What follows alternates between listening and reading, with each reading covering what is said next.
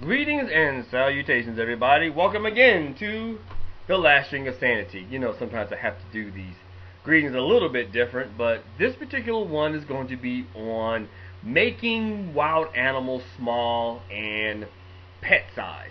Now, I know that sounds kind of ridiculous, and I actually remember many years ago, I actually wrote it down on the blog called, miraculously, Last String of Sanity, about how we need to actually make wild animals small. What I mean by that is like miniaturized rhinos and miniaturized lions and miniaturized giraffes and I don't know, you pick the small wild animal. I mean, some people have like gators and lizards and boas and a bunch of other stuff as wild animals, like as pets. My whole thing is this: why not make it, these tiny, small, little ones? Because then what happens is that then people will start to care about the real one. Like, for example, if you had like some tiny little elephant rolling around that's the size of a Pomeranian, then you would actually care about the regular size elephant, because you'd be like, hey, I really like these things. Really need to care more about these other things that's much bigger than it.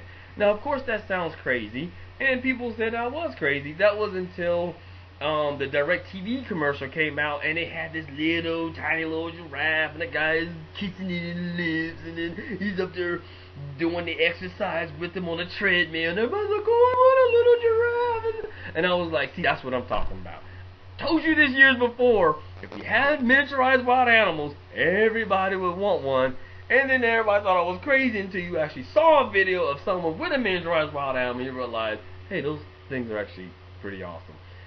But let me know, what do you think? Would you want one? What wild animal would you want to have shrunken down to like some like pug size or something like that, or the size of a domesticated cat that you can have just rolling around with you? You can just be able to have. I don't know, that giraffe, I had never thought about it until I saw it. That's actually pretty cool. I know I had talked about a tiny panther. I'm not talking about like a black cat. I mean like a little tiny little panther, and I put the little Carolina jersey on there.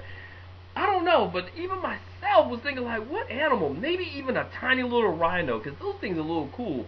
My only issue would be the horn. I mean, even small, that little thing could be a problem. So I don't know how it would get around the tiny little horn. And they do have pygmy rhinos. That's not quite the exact same thing. No, I'm talking about like a rhino the size of a pug.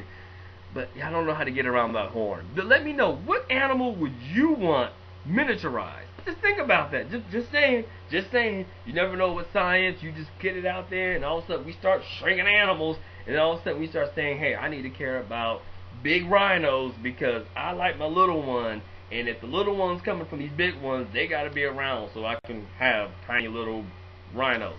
Alright, that's all for now, but live life, but don't do anything that you will regret for a lifetime. This is Ricky LeVon signing off from the last string of Sanity. We got to make some wild animals, y'all.